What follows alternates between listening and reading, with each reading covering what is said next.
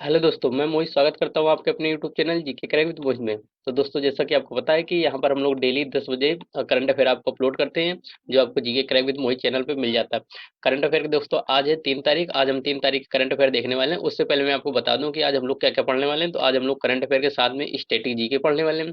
Static GK का दोस्तों जो भी पोर्सन होगा, जो भी एग्जाम के लायक इंपॉर्टेंट होगा, वो पढ़ने वाले हैं।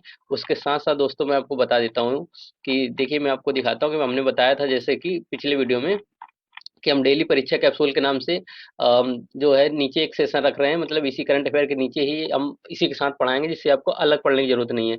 तो कल दोस्तों हमने प्रमुख अभियान बताए थे, जो प्रमुख अभियान भारत के चलाए गए हैं। और आज दोस्तों हम भारत की जो प्रमुख रैंक हैं, जो इंडेक्स इंडेक्स में जो जो रैंक है भारत की, वो सारी रैंक आपको आज डिस्कस करेंगे कि कौन कौन से, ताकि आपको सारी चीजें एक ही जगह मिल जाएं।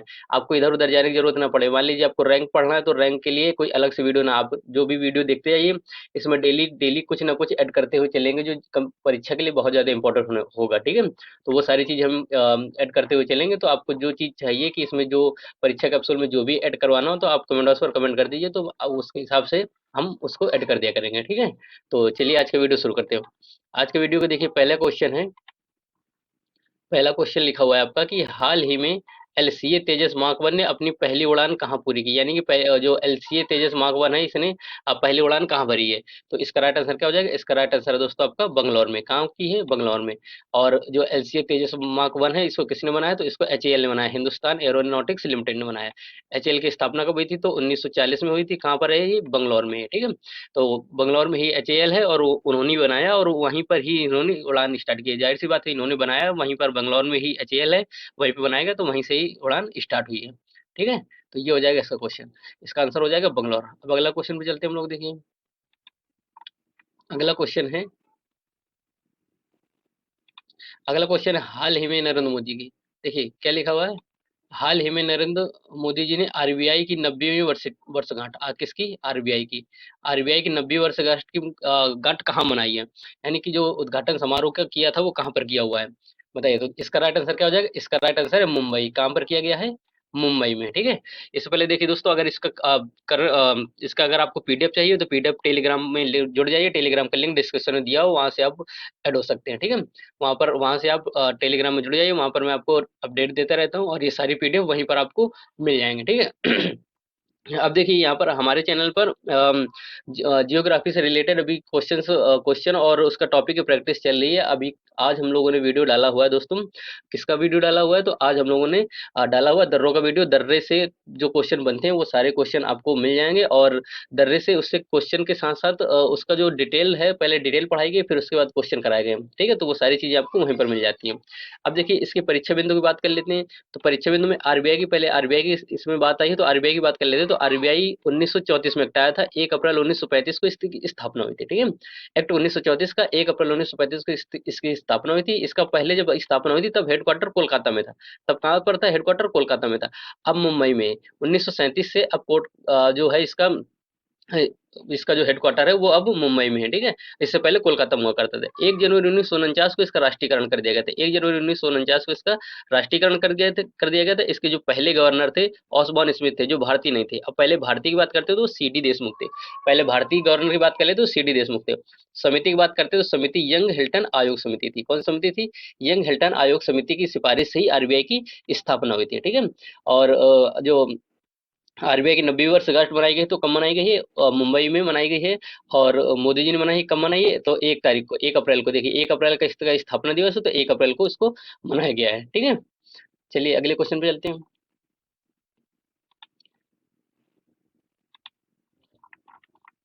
अगला क्वेश्चन देखिए लिखा हुआ है, हाल ही में सिग्मो उत्सव कहाँ मनाया जा रहा है? हाल ही में सिग्मो जो उत्सव है, वो कहाँ मनाया जा रहा है? मेघालय में, गोवा में, केरल में, पुदुचेरी में। तो सिग्मो उत्सव अगर आपने पढ़ा होगा स्ट्रेटेजिक में, तो सिग्मो उत्सव गोवा का है। सिग्मो कहाँ का है? गोवा का है। अब देखिए, गोवा की राजधानी क्या है? पणजी है। गोवा की राजधानी क्या है? पणजी है। यहाँ लैंग्वेज क्या बोली जाती है? तो यहाँ लैंग्वेज दोस्तों बोली जाती है मलयालम। लैंग्वेज लैंग्वेज क्या बोली जाती है? मलयालम। ठीक है, अब आपको कमेंट करना है कि गोवा के जो इस समय के राज्यपाल है, वो कौन है? कमेंट करिएगा। देखिए, अन्य त्योहार, गोवा के अन्य त्योहार की बात करते हैं, तो सौजोआ बहुत ही ज्यादा इंपॉर्टेंट है। सौजोआ बहुत ज्यादा इंपॉर्टेंट है, और लाइफ फेस्टिवल भी बहुत ज्यादा इंपॉर्टेंट है। स्थल की बात करें तो बागा बीच कई बार पूछा जा चुका है, और सेंट जेवियर चर्च पूछा जाता है। सेंट जेवियर चर्च जो मेला है, वो कहाँ लगता है? तो वो दोस्तों गोवा में लगता है। आर्द्र भूमि बचाओ अभियान, अर्ध भूमि बचाओ अभियान भी गोवा में शुरू हुआ है। अर्ध भूमि बचाओ अभियान भी गोवा में शुरू हुआ है। अर्ध भूमि दिवस कब मनाया जाता है? तो 2 फरवरी को मनाया जाता है, वेटलैंड दिवस। ठीक है, कब मनाया जाता है? वेटलैंड दिवस 2 फरवरी को मनाया जाता है। चलिए, तो इसका सिग्मो फेस्टिवल कहाँ मनाया जाता है? गोवा में। इसका राइट आंसर क्या हो जाएगा? गोवा। ठीक है, अब चलिए अगले क्वेश्चन पे चलते हैं। अगला क्वेश्चन है आपका, हाल ही में किस राज्य ने हाल ही में किस राज्य ने अपना स्थापना दिवस के रूप में उत्कल दिवस मनाया? यानी कि जो स्थापना दिवस है उसको उत्कल दिवस के रूप में मनाता है। ठीक है, ओडिशा, मिजोरम, नागालैंड या सिक्किम? तो इसका राइट क्या हो जाएगा? ओडिशा हो जाएगा। क्या हो जाएगा? ओडिशा। ठीक है, ओडिशा हो जाएगा। क्या हो जाएगा? ओडिशा। तो ओडिशा 1 अप्रैल 1936 1 अप्रैल 1936 को इसकी स्थापना हुई थी, तो स्थापना दिवस को ही उत्कल दिवस। कभी पूछ लिया जाए कि आपको उत्कल दिवस किसका स्थापना दिवस है, तो ओडिशा का है। ठीक है, कब मनाया जाता है? तो 1 अप्रैल को मनाया जाता है। त्योहार की बात कर लेते हैं उड़ीसा के, तो पुरी यात्रा है, जो पुरी यात्रा रथ यात्रा जिसको बोलते हैं, इसमें 3 प्रकार के रथ चलते हैं। ठीक है, आपसे पूछा जाए कि कितने रथ चलते हैं, तो 3 रथ चलते हैं और 3 किलोमीटर लंबी यात्रा होती है। ठीक है, भगवान जगन्नाथ जी के मंदिर में। ओडिशा में रज पर्व मनाया जाता है। रज पर्व के भी 3 अलग-अलग दिन मनाए जाते हैं। रज पर्व होता है रज पर्व पृथ्वी दी यानी धरती माँ के उस पे मनाया जाता है। चंदन यात्रा है और छऊ जो है उड़ीसा का है, और नुआखाई भी उड़ीसा का। ठीक है, स्थल की बात कर लेते हो तो स्थल चिल्का झील इंपॉर्टेंट है। स्थल की बात कर लेते हो तो चिल्का झील बहुत ज्यादा इंपॉर्टेंट हो जाती है। अगर आपसे झीलों के बारे में पूछता है तो उड़ीसा की चिल्का झील बहुत ज्यादा पूछी जाती है। ठीक है, छऊ नृत्य की बात करते हैं तो ये मयूरभंज उड़ीसा में मनाया जाता है। ठीक है, छऊ त्योहार नृत्य भी है, त्योहार भी है। तो उत्कल दिवस क्या हो जाएगा? ओडिशा में। दोस्तों, मैंने कल आपको बताया था कि 30 मार्च को कौन सा दिवस मनाया जाता है, तो 30 मार्च को कौन सा राज्य अपना स्थापना दिवस मनाता है? तो राजस्थान हो जाएगा। क्या हो जाएगा? राजस्थान। चलिए अगले क्वेश्चन पे चलते हैं। अगला क्वेश्चन है, देखिए आपका अगला क्वेश्चन है, जूडिथ सुमनवा हाल ही में किस देश की पहली महिला प्रधानमंत्री नियुक्त की गई है? जूडिथ सुमनवा हाल ही में किस देश की पहली प्रधानमंत्री नियुक्त की गई है? कांगो गणराज्य, ब्राजील, युगांडा, नेपाल? तो इसका राइट आंसर क्या हो जाएगा? कांगो गणराज्य। क्या हो जाएगा? कांगो गणराज्य हो जाएगा। ठीक है, कांगो गणराज्य हो जाए। अब देखिए परीक्षा बिंदु से जो जूडिथ सुमनवा है, जो अफ्रीका में है, ये कांगो गणराज्य कहाँ है? अफ्रीका में। अफ्रीका की पहली महिला प्रधानमंत्री है जो कांगो गणराज्य की, वो कौन बन गई? जूडिथ सुमनवा बन गई। अब देखिए कांगो में एक कांगो जायरे करके नदी बहती है। देखो कांगो की पहली बात कर लेते हैं तो कांगो गणराज्य की राजधानी क्या है? ब्राज़ाविले है, और इसकी मुद्रा क्या है? फ्रैंक चलती है। ठीक है, यहाँ पर एक कांगो नदी है जिसको कांगो या जायरे नदी बोला जाता है। तो भूमध्य रेखा को 2 बार काटती है। भूमध्य रेखा को 2 बार काटती है। कर्क रेखा को 2 बार काटने वाली नदी माही नदी है, और मकर रेखा को 2 बार काटने वाली नदी लिम्पोपो नदी है। कौन सी नदी है? लिम्पोपो नदी।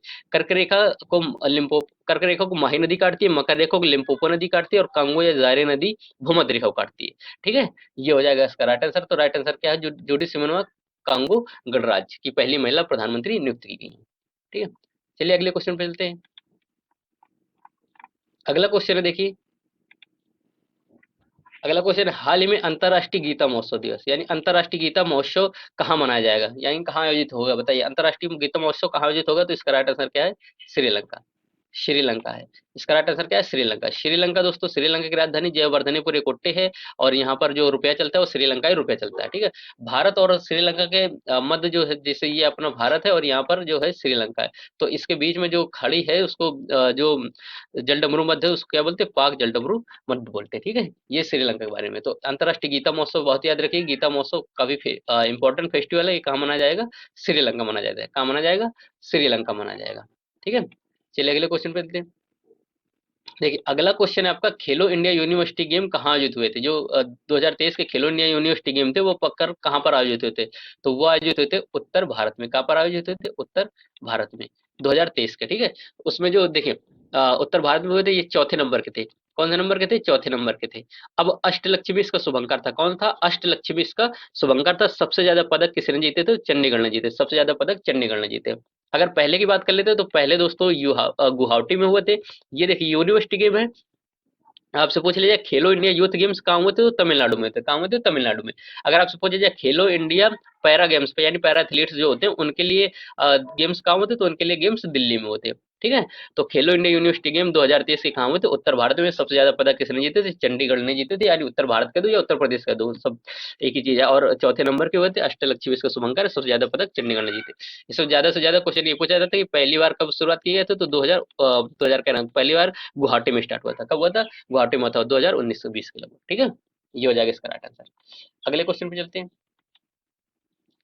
अगला क्वेश्चन है, हाल ही में ऑटिज्म जागरूकता दिवस कब मनाया गया? बताइए, हाल ही में ऑटिज्म जागरूकता दिवस कब मनाया गया? ऑटिज्म जागरूकता दिवस का मतलब होता है कि जो दोस्तों अपंग लोग हैं, जो प्रॉब्लम्स में हैं, जो मतलब जो यानी फिजिकल डिसेबल्ड लोग हैं उनके लिए जागरूकता दिवस मनाया जाता है, ठीक है। तो कब मनाया गया? 31 मार्च को, 30 मार्च को, 2 अप्रैल को या 1 अप्रैल को? तो इसका राइट आंसर क्या हो जाएगा? 2 अप्रैल को। 2 अप्रैल को मनाया था। 1 अप्रैल की बात करते तो 1 अप्रैल अभी अभी मैंने बताया आरबीआई की स्थापना दिवस मनाया जाता है। 31 मार्च की बात कर लें, वो 30 मार्च की बात कर लें तो राजस्थान की स्थापना दिवस मनाया जाता है, ठीक है। राजस्थान का स्थापना दिवस मनाया जाता है 30 अप्रैल को। 2 मार्च को क्या मनाया जाता है? ऑटिज्म जागरूकता दिवस, ये याद रखिएगा। चलिए अगले क्वेश्चन में ले। अगला क्वेश्चन आपका, हाल ही में 56वीं राष्ट्रीय खो खो चैंपियनशिप, हाल ही में 56वीं राष्ट्रीय खो खो चैंपियनशिप किसने आयोजित की है? किसने जीती है, सॉरी किसने जीती है? हाल ही में 56वीं राष्ट्रीय खो खो चैंपियनशिप किसने जीती है? ये याद रखिए, खो खो चैंपियनशिप है, किसने जीती है? तो किसने जीती है दोस्तों? महाराष्ट्र ने जीती है। किसने जीती है? महाराष्ट्र ने जीती है। महाराष्ट्र के इंपॉर्टेंट कुछ फैक्ट देख लेते हैं तो लोकसभा की सीटें 48 है और राज्यसभा की सीटें 19 और विधानसभा की सीटें 288। आपको पता है कि उत्तर प्रदेश के बाद सबसे ज्यादा सीटें महाराष्ट्र में ही है, ठीक है। स्थल की बात करें तो अजंता एलोरा गुफाएं कब है, कहाँ है? महाराष्ट्र में ही है। काला घोड़ा महोत्सव महाराष्ट्र में मनाया जाता है। गणेश चतुर्थी भी महाराष्ट्र में मनाई जाती है, ठीक है। अजंता और एलोरा गुफा की बात कर लेते हैं तो 1983 में इनको दोस्तों क्या किया गया था? यूनेस्को में शामिल किया गया था। इसके साथ ही ताजमहल को और आगरा के किला को भी शामिल किया था। लाल किला की बात करें तो लाल किला 2007 में स्थापित किया गया था। कब किया गया था? 2007 में, ठीक है। ये हो जाएगा। 27वीं राष्ट्रीय युवा महोत्सव, 27वीं जो राष्ट्रीय युवा महोत्सव नासिक में, महाराष्ट्र के नासिक में स्टार्ट की गई 27वीं राष्ट्रीय युवा महोत्सव का उद्घाटन भी नासिक में हुआ था, ठीक है। 56वीं खो खो चैंपियनशिप आपसे पूछा जाएगा तो क्या बता देंगे आप? महाराष्ट्र में होता है, ठीक है। महाराष्ट्र की इंपॉर्टेंट फैक्ट है, इनको आप लिख लीजिए या याद कर लीजिए। चलिए अगले क्वेश्चन पे चलते हैं। अगला क्वेश्चन है देखिए आपका, अगला क्वेश्चन लिखा है, चुनाव आयोग ने चुनाव प्रक्रिया की निगरानी के लिए हाल ही में कौन सा ऐप लॉन्च किया है? चुनाव आयोग ने 2 ऐप लॉन्च किए हैं और दो में से दोनों में आपको बताने वाला हूँ। तो इसका पहला राइट आंसर क्या हो जाएगा? C vigil app. C vigil app जो चुनाव आयोग ने लॉन्च किया, ये क्या है? C vigil app. तो सी विजिल ऐप है, आचार संहिता का अगर उल्लंघन होता है तो आप इसमें क्या कहते हैं, इसमें आप सूचना बता सकते हैं या आप अपना इसमें जो भी प्रॉब्लम है इसमें दर्ज करा सकते हैं कि आचार संहिता के बारे में कहीं उल्लंघन हुआ है तो उसके बारे में, ये सी विजिल ऐप। दूसरा दूसरा ऐप क्या है? दूसरा ऐप है सक्षम ऐप। दूसरा पे इनका सक्षम है। सक्षम ऐप क्या है? जो 85 ईयर से ओल्ड हैं, यानी कि 85 साल से जो बूढ़े हैं या कोई डिसेबल्ड लोग हैं तो अपने घर बैठे ही चुनाव डाल सकते हैं, घर बैठे ही वोट डाल सकते हैं, ठीक है।